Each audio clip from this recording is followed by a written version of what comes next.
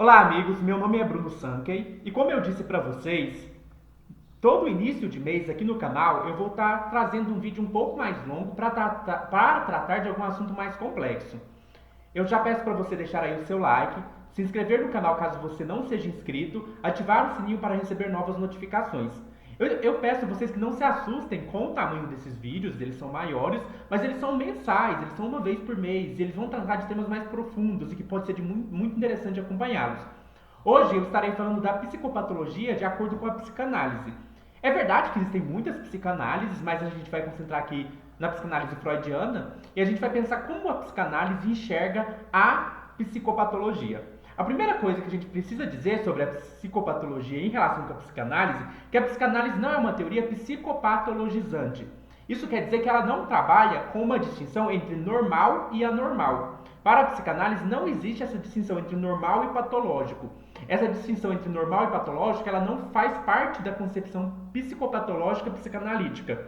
O que a psicanálise entende? Ao invés de fazer uma distinção entre normal e patológico, a psicanálise entende que ninguém é normal e ela propõe três estruturas de personalidade, que é a neurose, a psicose e a perversão. Então, ao invés de falar de normal e patológico, na psicopatologia psicanalítica nós falamos de três grandes estruturas: a psicose, a neurose e a perversão. E a gente vai considerar cada uma delas e também as subclassificações delas, por assim dizer. É importante dizer que essas estruturas não têm como objetivo você sair aí na rua classificando as pessoas. Não é isso. Essas estruturas têm utilidade clínica. Elas são importantes para que no contexto da clínica, o terapeuta ou o analista, melhor dizendo, possa delinear o caminho que vai ser traçado e compreender o contexto no qual surge a demanda do paciente. Então, assim, o diagnóstico com base na psicanálise, ela tem um propósito clínico e terapêutico. Para delinear o caminho a ser seguido e para compreender a demanda do paciente. Então isso não serve para você ficar aí classificando as pessoas. A psicopatologia psicanalítica, como eu disse para vocês, ela não trabalha com a distinção entre normal e patológico, mas ela trabalha com três estruturas. Então todos nós fazemos parte de uma dessas estruturas. Ninguém aqui é normal, nenhum de nós seres humanos somos normais. Todos nós ou somos neuróticos, ou somos psicóticos, ou somos perversos. Vamos entender o que é então a neurose, a psicose e a perversão. Para entendê-la, precisamos entender como elas se constituem. E elas se constituem com base ou em relação com uma vivência da infância que ocorre ali por volta dos 3 anos de idade. Assim, por volta dos 3 anos de idade, a criança ela tem a ilusão de uma universalidade do pênis. Então a criança, vamos concentrar aqui numa criança do sexo masculino, porque é mais fácil fazer análise por aí. Eu acho bem mais complexo a questão da menina, como ela lida com esse processo. Com o menino é mais fácil de explicar. Então hoje nesse vídeo aqui, eu posso até depois fazer vídeos mais profundos depois, mas nesse vídeo vamos nos concentrar no menino. Então assim, o menino, quando ele está ali por volta dos seus 3 anos de idade, ele possui uma certa ilusão de universalidade do pênis. Ele acredita que tudo e todos possuem um pênis.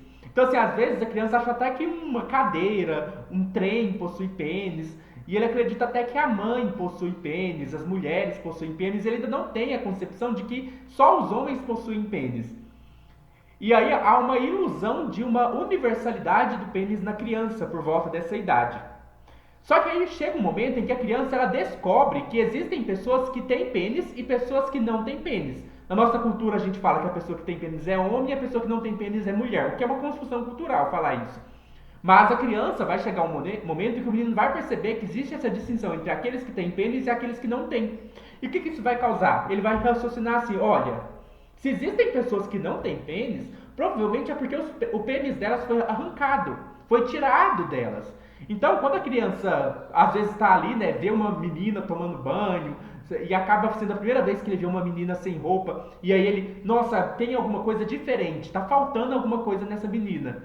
E aí ele pode raciocinar assim, será que essa menina tinha pênis e alguém cortou o pênis dela, alguém arrancou o pênis dela fora? Então isso vai gerar uma angústia, que a gente chama de medo da castração. É um medo de que a criança vai ter que, tipo assim, se existem crianças que perderam o seu pênis, quer dizer que eu também posso perder o meu pênis, eu posso ser castrado. E aí, diante dessa angústia, há 3 formas de lidar com ela. A primeira a gente chama de recalque. O recalque consiste em manter no inconsciente as ideias ligadas às pulsões que ameaçam provocar desprazer.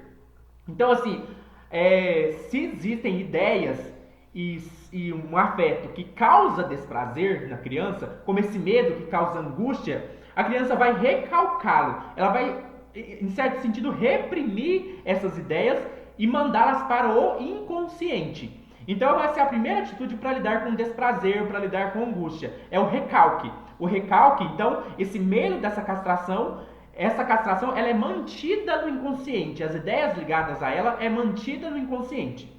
O recalque, ele ocorre em 3 momentos. Existe um recalque originário, que é o primeiro recalque, né, que ele vai possibilitar que se forme no inconsciente um núcleo no qual possam ser fixados os recalques posteriores. A gente pode falar do recalque secundário, que é o recalque propriamente dito, onde há uma repressão das ideias que causam desprazer. E a gente pode falar de um retorno do recalcado. Porque o que acontece? Aquilo que a gente reprime e joga para o inconsciente não vai ficar lá no inconsciente quietinho. Ele vai retornar. E como ele retorna? Ele não pode retornar da mesma forma que ele foi reprimido, porque senão ele não vai ser aceito. Então ele se transforma, ele ganha outra forma para poder acessar o consciente. Então a gente fala aí então de um retorno do recalcado. Aquelas ideias desprazerosas que foram recalcadas, elas retornam. Elas retornam nas formas dos sonhos, que são simbólicos. Então todos esses desejos reprimidos, eles podem aparecer no sonho de forma disfarçada por meio de símbolos. Ele pode retornar na forma de atos falhos, que é quando sem querer eu troco uma palavra por outra. Então vamos supor, eu fui falar casa e eu falei cara. E quando eu troco uma palavra por outra sem querer na minha conversa, eu estou cometendo um ato falho, isso é uma interferência do inconsciente. E também certos esquecimentos. E certos esquecimentos também podem revelar um retorno do recalcado. Esse mecanismo do recalque, se a castração for recalcada, se estrutura uma personalidade que a gente chama de personalidade neurótica. Então, a personalidade neurótica é aquela que se caracteriza pelo recalque das ideias que ameaçam causar desprazer. A neurose, portanto, ela consiste em reprimir os nossos desejos considerados imorais para que a gente possa conseguir viver em sociedade. Mas essa repressão, ela causa sintomas, né, como os atos falhos, e ela pode causar sintomas corporais. A gente vai tentar entender isso mais pra frente. Mas vamos falar de outro mecanismo que também pode acontecer. Vamos supor que para lidar com o medo da castração, a criança ela renega a castração. Essa renegação, que também a gente pode chamar de denegação, ela é uma não aceitação da castração. Esse é o mecanismo que acontece na perversão, na qual desaparecem as leis. Então, na perversão, existe uma negação de que a mulher tem pênis. Existe uma recusa em aceitar isso. E essa recusa faz com que o perverso ele não constitua uma consciência moral ou uma noção de realidade e de consciência moral muito forte. E aí, para ele, é como se desaparecessem as leis. Aqui a gente poderia falar de como se constitui o superego, mas eu acho que aqui não vai caber, que daria para explicar melhor esse desaparecimento da lei. Esse pode ser um assunto tratado em outro vídeo. Mas aqui, o que é importante saber é que no mecanismo da perversão, desaparecem as leis. E aí, o que acontece? Há uma divisão do eu. O eu fica meio que fendido, rachado, porque existe uma parte do eu que sabe que a mulher não tem pênis, que tem consciência disso em certo sentido. Ao mesmo tempo que tem uma outra parte do eu que recusa isso, que não quer aceitar isso, que não quer aceitar a realidade. Então há uma clivagem do eu, uma divisão do eu. E aí, para substituir a figura do pênis na mulher, cria-se o fetiche. Então vamos supor assim, que tem uma pessoa que tem fetiche por sapatos, né? Então assim, quando ela vê um sapato, ela fica com uma desejo sexual despertado, e na hora do sexo ela quer um sapato ali, porque esse sapato ele cumpre um papel de substituto do pênis. Então assim, já que a mulher não tem pênis, mas eu quero que ela tenha, então eu meio que crio um substituto para esse pênis, algo que simboliza esse pênis. E esse algo que atua como substituto do pênis é o fetiche. Então, na perversão há essa clivagem do eu, essa divisão do eu, e há a possibilidade de um fetiche como substituto do pênis, em que uma parte, então, do eu aceita a castração, enquanto outra parte a rejeita. O terceiro, ou melhor, né, a renega, melhor dizendo, para a gente não confundir com o próximo. A próxima atitude que pode ser, o próximo mecanismo que pode acontecer para lidar com a angústia da castração, a gente chama de rejeição. A rejeição consiste na recusa de que há ausência de pênis na mulher. É uma rejeição, um repúdio ou uma foraclusão da castração. Esse é um mecanismo em que a realidade é totalmente ela não é assimilada. Então, assim, há uma recusa da própria realidade. Não é como no perverso, que há uma parte que aceita e uma parte que não aceita. No psicótico, há uma completa ruptura com a realidade. E quando acontece essa ruptura com a realidade é substituída por uma outra realidade. Então, o psicótico, ele rompe com a realidade compartilhada e ele substitui a realidade compartilhada por uma nova realidade, que a gente pode chamar de delírio. Então, o psicótico, ele substitui a realidade pelo delírio.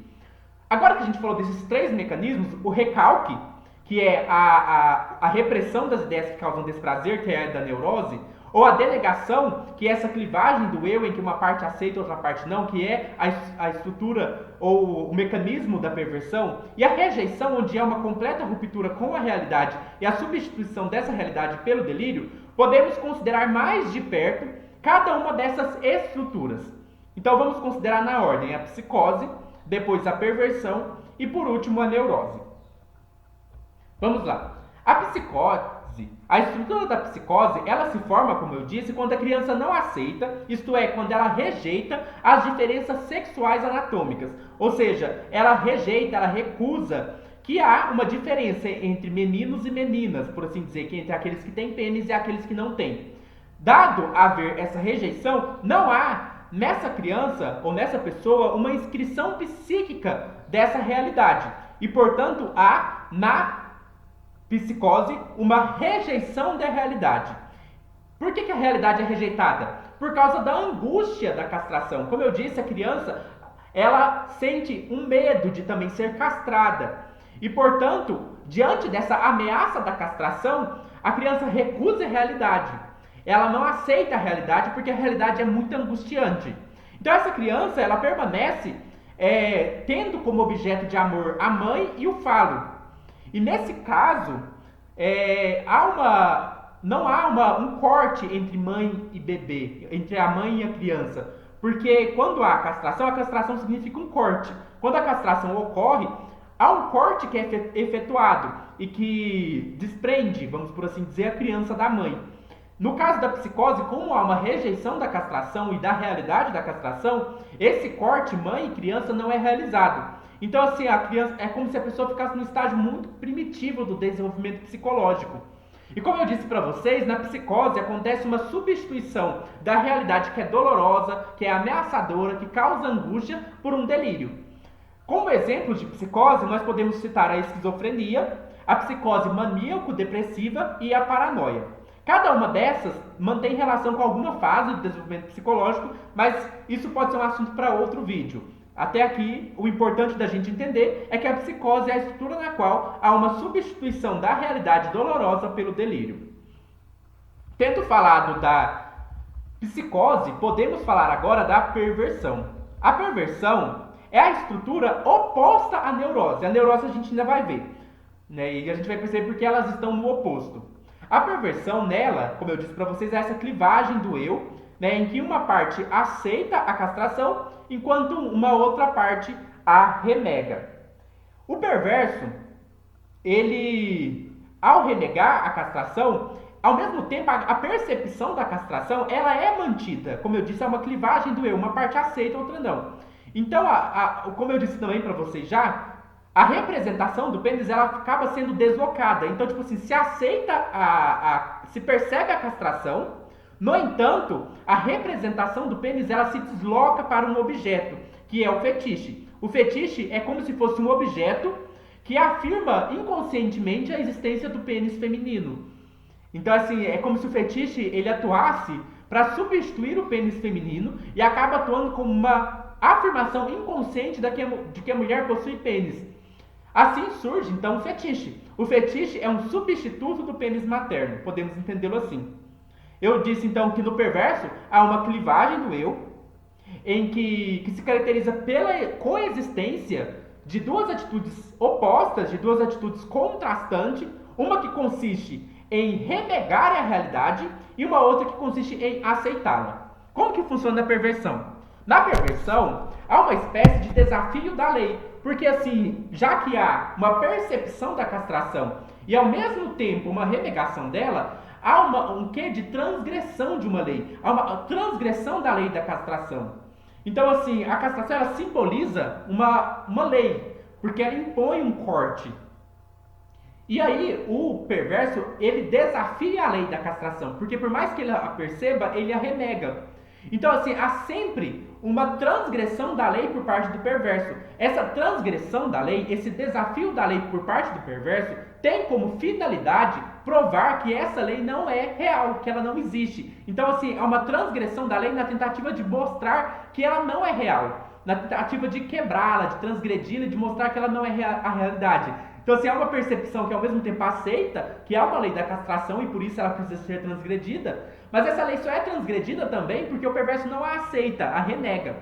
Então, o perverso, ele é levado, primeiramente, a essa questão de tentar transpassar e de tentar quebrar essa lei. Mas o perverso, ao atuar no sentido de transgredir a lei, ele precisa de um terceiro, que é um cúmplice, um espectador, alguém que assista petrificado às suas ações.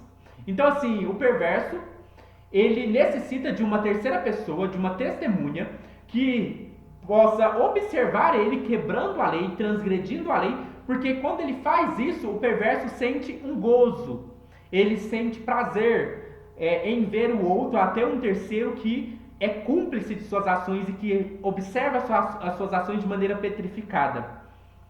Esse terceiro, ele na verdade é um renascimento, ele faz nascer a imagem da mãe. Então a gente pode entender o terceiro que funciona como cúmplice, como na verdade uma reiteração do terceiro inaugural que fez nascer o perverso, que é a mãe. Então, o perverso ele foi levado à existência por sua mãe. E aí, o terceiro cúmplice que assiste petrificado às ações do perverso, ele vem ser uma reiteração dessa figura materna. O perverso, a gente poderia pensar aqui na imagem que a gente tem do psicopata, das pessoas que transgridem a lei e sem sentir uma certa culpa.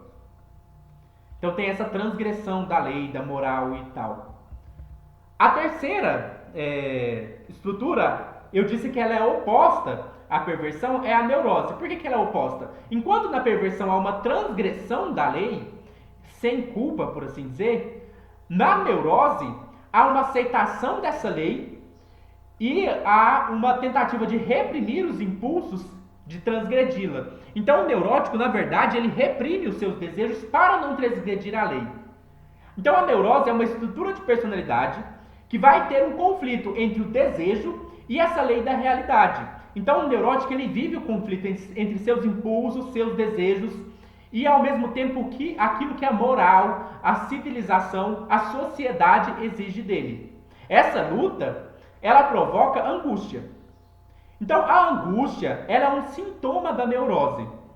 Podemos entender assim que na neurose existe angústia, culpa, inibição, problemas sexuais, problemas com agressividade, fadiga, tensão, problemas intelectuais, perturbação de sono, porque a repressão dessa quantidade de desejos e dessa quantidade de impulsos para conseguir viver na realidade, ela vai gerar sintomas.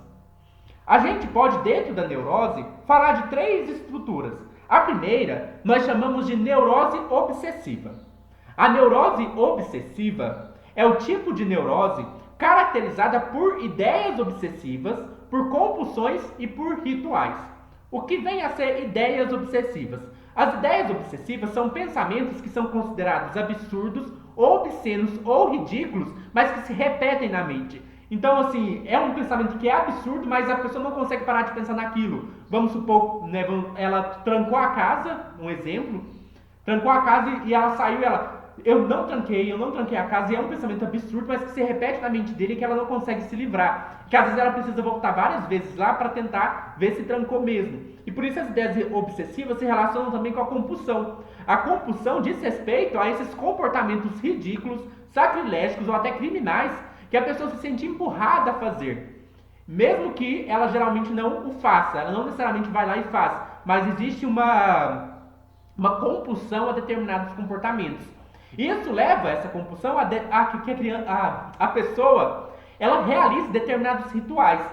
A gente pode entender esses rituais como cerimônias, como condutas que são muito regradas, muito certinhas. A pessoa precisa cumprir esses rituais certinho para conseguir se proteger. A gente pode entender isso tudo, então, essas ideias obsessivas, essa compulsão, esses rituais, como uma forma da pessoa tentar se proteger da angústia. Então ela cria, para se proteger do medo, da angústia e da realidade ameaçadora, ela cria um monte de coisas para se proteger de si mesma, dos seus próprios desejos. Então, os obsessivos, eles são pessoas que costumam ter crises de culpa, serem perfeccionistas, muito moralistas e estão sempre criticando a conduta, principalmente no que diz respeito à sexualidade, agressividade, paixões. São sujeitos que tendem a ser muito lógicos, exagerados, tendendo a uma certa intelectualização e categorização da realidade. Podemos citar alguns mecanismos de defesa da neurose obsessiva. Eu vou citar 3 mecanismos de defesa que se fazem presente na neurose obsessiva. O primeiro mecanismo é o isolamento. O isolamento ele consiste em separar a ideia do afeto. Então, assim, se tem um afeto, uma ideia que me causa muito desprazer, e ela está ligada a um determinado afeto, vamos dar um exemplo assim, existe alguma coisa que me deixa com muita raiva, o fato, por exemplo, de eu não conseguir cumprir realizar meus desejos sexuais e tal, e isso me gera muita raiva, muita agressividade. A ideia original, que é com a qual esse afeto está ligado, é a ideia de que eu quero realizar um determinado ato sexual que é considerado imoral. No entanto, essa ideia ela pode ser reprimida e então o afeto, a agressividade é separado da ideia. E como esse afeto, essa agressividade é separada da ideia, ela pode se ligar a uma outra ideia que não tem nada a ver. Então a gente vê muitas vezes a pessoa tá assim, alguém sem querer pisou no pé dela, ela gritou, agrediu a pessoa, xingou. E a gente pergunta assim, nossa, mas como assim? Só porque a pessoa pisou no seu pé? E não é às vezes, é porque o afeto ali está deslocado. Esse afeto, talvez, originariamente, ele estava conectado a uma ideia que realmente justificava, fazia sentido esse afeto, mas por haver um isolamento da ideia em relação a esse afeto acabou se ligando a uma ideia que às vezes nem tem nada a ver. Um outro mecanismo de defesa que aparece na neurose obsessiva é o deslocamento. O deslocamento significa que ideias e atos compulsivos se tornam substitutos de ideias e impulsos reprimidos. Eu vou dar um exemplo bem bobo, assim, e a gente não precisa entender aqui como causa e efeito. A psicanálise não pode ser entendida como relações óbvias de causa e efeito. Não é tipo assim, você fez isso, significa isso, você fez A, significa B. Não, cada caso é um caso, cada pessoa é uma pessoa. Então eu vou dar um exemplo, mas pense em cada pessoa, cada caso. Vamos supor que uma pessoa tenha a tendência de fazer movimentos repetitivos, um comportamento compulsivo repetitivo. Talvez de ficar, batendo a mão assim, sei lá, ou mexendo o pé, batendo o pé. E aí vamos supor que esse mexer o pé, esse bater o pé repetidamente, compulsivamente, ele na verdade esconda um desejo reprimido de masturbação, por exemplo. Então assim, ao invés, como eu sei que a masturbação é imoral e eu não posso ir lá e me masturbar, às vezes eu posso adotar determinados comportamentos repetitivos que funcionam como substituto desse impulso masturbatório reprimido. Esse é um exemplo, não quer dizer, gente, que quem bate o pé ou quem faz movimentos repetitivos esteja reprimindo a masturbação. Isso é um exemplo. Como eu disse na psicanálise, nada é causa e efeito. Um outro mecanismo de defesa da neurose obsessiva a gente chama de formação reativa. O que é a formação reativa? A formação reativa é quando as ideias e os atos compulsivos revelam a tendência para o oposto. Então, assim, vamos supor, a formação reativa é quando eu substituo uma coisa reprimida pelo seu oposto. Então, suponhamos que eu queira fazer uma coisa que eu considero impura, imoral, suja.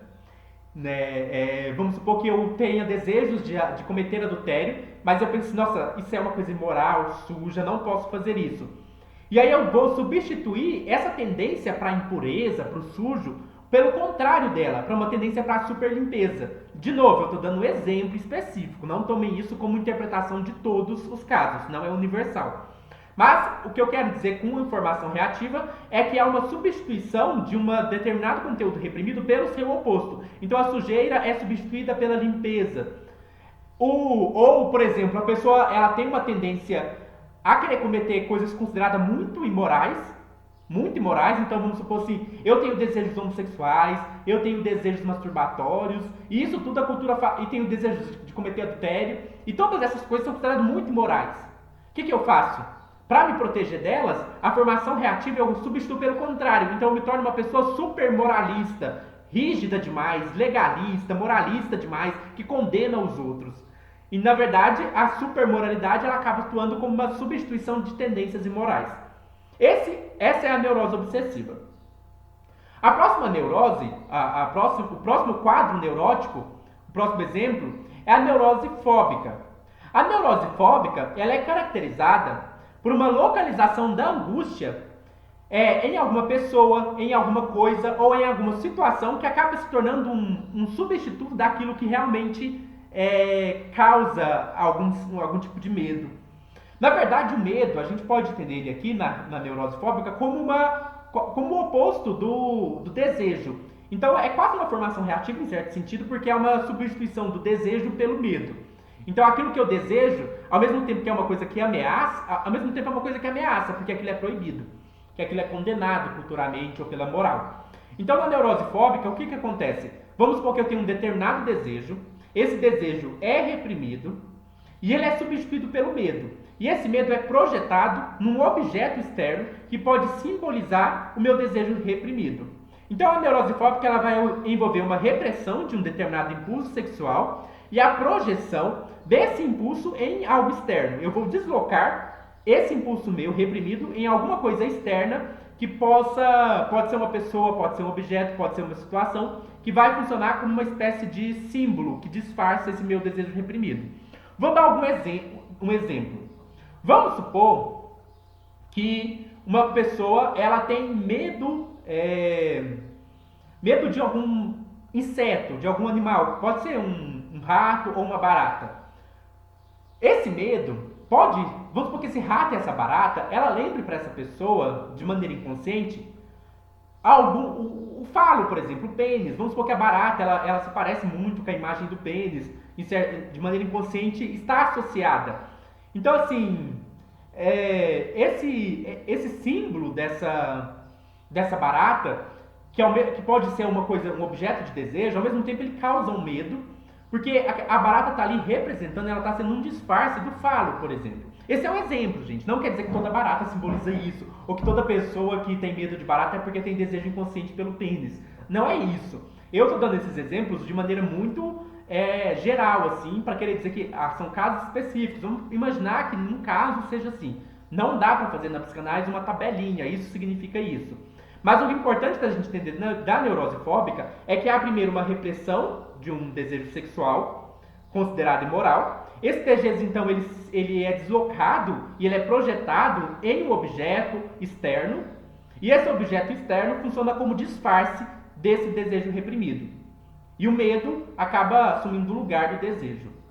Por fim, o último quadro neurótico que é importante falar é a neurose histérica. A neurose histérica é aquela que tem como predomínio sintomas corporais. Então, na neurose histérica, o que predomina são sintomas corporais.